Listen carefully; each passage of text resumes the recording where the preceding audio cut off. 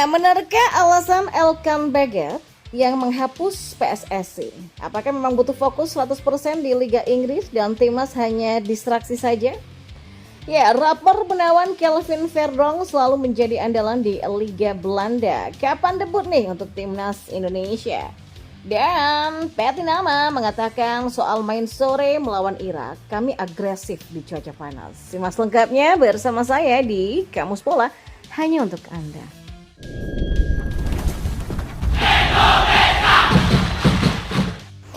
Ya, Elkan Baggett seperti diketahui sudah menghapus PSSI dari akun Instagram pribadinya. Ia menatap musim pertama bermain di Premier League. Elkan Baggett memang terus saja menjadi bahan pembicaraan di Indonesia, walaupun belakangan bukan karena hal yang positif ya. Pada awal Mei ini saja, pemain berusia 21 tahun itu mendiamkan panggilan PSSI, walaupun tidak punya agenda di level klubnya. Ia hanya tinggal menyeberang dari Prancis ke Inggris, tapi ternyata dia memilih tidak memenuhi panggilan Timnas U23 Indonesia.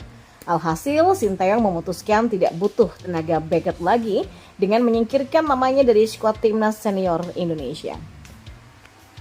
Ya, pemain Ipswich Town itu kedapatan berlibur ke sejumlah tempat eksotis di dunia tanpa mempedulikan keriuhan media sosial. Dan baru beberapa hari terakhir ia memantik perhatian dengan menghapus keterangan di profil akun Instagramnya. Pemain sepak bola Ipswich Town dan PSSI. Biasanya demikian bunyi profil Baggett di Instagram. Namun sekarang profil tersebut dihapus dan hanya bertuliskan agensi performa pemain. Ya, kemungkinan alasan paling masuk akal bagi seorang pemain untuk melakukan tindakan tersebut adalah ia sedang menetapkan ulang arah karirnya. Dihapusnya tanda PSSI bisa diartikan ia meninjau ulang tugas negara untuk membela timnas Indonesia. Nah, timnas Indonesia berlaga di benua berbeda yang punya kalender berbeda dibandingkan Liga Inggris, sehingga kerap kali bentrok jadwal. Piala Asia kemarin digelar bebarengan dengan Liga Inggris, apalagi Piala AFF yang hanya turnamen regional. Belum lagi PSSI juga kerap memanggil pemain senior untuk agenda timnas junior yang berarti tugas bertambah dan karir klub dikorbankan. Ya, bagi Baggett, kemungkinan jadwal timnas hanya distraksi yang berpotensi mengganggu karirnya di level klub. Menjadi pertanyaan juga kenapa ia turut menghapus tanda Ipswich Town, klub yang membesarkannya sejak akademi. Ipswich Town sendiri akan berlaga di Premier League pada musim depan, kasta tertinggi yang bisa dirasakan oleh Baggett. Ya, ada kemungkinan ia merasa tidak akan mendapatkan tempat di Ipswich, di mana dia hanya menjadi bek urutan kelima di divisi Championship. Menyisakan 1 tahun kontrak, bek bertinggi 196 cm ini akan mendapatkan jaminan menit main lebih banyak di klub lain di kasta yang lebih rendah. Jikapun memutuskan untuk pindah, Baggett memerlukan fokus 100% agar available bagi klub tersebut di sepanjang musim. Jadi memang patut ditunggu bagaimana sih kelanjutan karir Baggett di Ipswich Town dan timnas Indonesia nantinya. Lain Elkan Baggett, lain dengan Kelvin Verdonk. Ya, Kelvin Verdonk punya rapor apik bersama klubnya di Liga Belanda menjelang jalani debut untuk timnas Indonesia. Kelvin Verdonk membawa catatan impresif dalam kehadirannya di timnas Indonesia. Verdonk ini merupakan pemain andalan NEC Nijmegen dalam satu musim di Eredivisie Belanda. Back berusia 27 tahun ini mencatatkan 33 pertandingan di Eredivisie pada musim ini. Ia tercatat hanya sekali absen karena akumulasi kartu kuning pada pekan ke-29. Dan dalam riwayatnya, Verdonk nyaris bermain 90 menit ketika diturunkan pelatih Rogier Meijer. Hanya 4 laga Verdonk tidak bermain penuh selama 90 menit. Jebolan Akademi Feyenoord ini membukukan 2 gol dan 2 assist dari 2.856 menit bermain di Liga Belanda. Dan dilansir dari SofaScore, Verdonk mendapatkan rating 7,13 sepanjang penampilannya di Eredivisie pada musim ini. Ya, berkat sumbangsinya, NEC Nijmegen finish di urutan ke-6 klasmen Eredivisie musim ini. Di Piala KNVB, Verdonk bermain dalam 6 pertandingan dengan mencatat 1 assist dan Verdonk nyaris membawa NEC Nijmegen menjuarai Piala KNVB andai tidak kalah dari Feyenoord.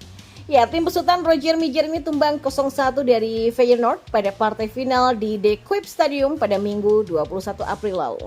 Verdonk juga gagal membawa Nijmegen mentas di kompetisi Eropa. NEC nyatanya kalah dengan skor 1-2 dari Go Ahead Eagles di babak playoff UEFA Conference League di Gophers Stadium pada Kamis 23 Mei lalu. Dan dari total 40 pertandingan di musim ini, Verdong tercatat 30 kali bermain sebagai bek kiri dan 10 kali bek tengah. Ya, kini bek berpostur 174 cm ini sudah bergabung dengan latihan timnas Indonesia meski masih belum resmi menjadi WNI. Ya, sementara itu pelatih timnas Indonesia sendiri Sintayong disebut menginginkan Verdong untuk beradaptasi dengan skuad Garuda dan saat ini masih menunggu persetujuan naturalisasi dari DPR untuk kemudian melakukan pengambilan sumpah WNI. Saya perlu sampaikan bahwa Verdong sudah ikut latihan dengan timnas ya. Memang itu keinginan Pak Ketua Umum PSSI dan tentu atas permintaan Sintayong juga agar Verdong bisa bergabung.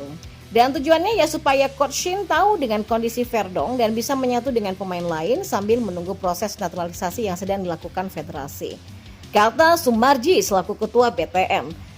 Verdong merasa diterima dengan baik oleh para pemain Indonesia. Dia mengatakan, Sintayong memperkenalkan saya kepada para pemain dan saya merasa diterima oleh tim karena dia.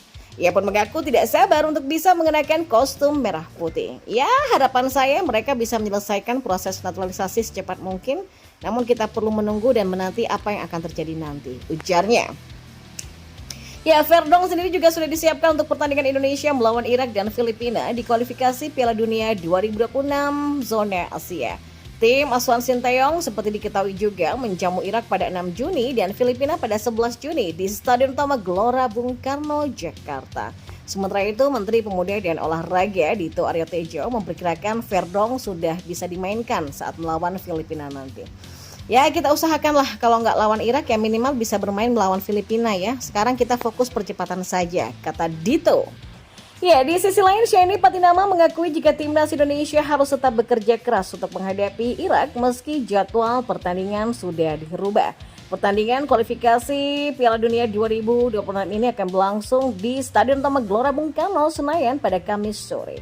Awalnya laga ini dijadwalkan pada malam hari, tapi waktu pertandingan diubah atas permintaan Sintayong dan PSSI memenuhi permintaan ini dengan mengajukan perubahan kepada FIFA dan akhirnya direstui.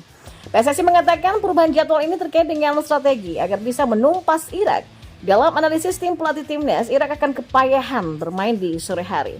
Dan bagi Patinama, perubahan ini tidak hanya menyulitkan Irak, tapi juga Indonesia. Utamanya pemain-pemain keturunan akan terkendala, namun situasi ini sudah diantisipasi. Ya, memang sangat sulit ya untuk bermain sore yang masih panas. Itulah kenapa kami berlatih dengan keras. Kami akan siap dengan cuaca panas, dan saya pikir kami akan terbiasa nantinya. Kami adalah atlet dan kami akan beradaptasi dengan baik. Kemarin kami latihan berat dan kami agresif dan terus berlari di tengah panas. Saya nggak punya keraguan dengan kemampuan pemain menghadapi cuaca panas, ujarnya. Ya, pada pertemuan sebelumnya ketika tandang di markas Irak, Patinama menjadi pemain inti dan menyumbang 1 gol. Baginya, kekalahan di laga tersebut ingin dibalaskan dalam duel di GBK nanti. Dan menurut Shani Patinama tidak penting siapa yang akan mencetak gol di dalam duel kali ini. Dan yang terpenting katanya Indonesia harus bisa meraih kemenangan dan melaju ke fase ketiga kualifikasi. Sekarang saya cuma berharap menang. Siapa saja yang mencetak gol nggak peduli. Kalau kita menang kita bisa langsung melaju ke fase selanjutnya. Dan itu akan jadi hal yang sangat luar biasa, kata pemain berusia 25 tahun ini.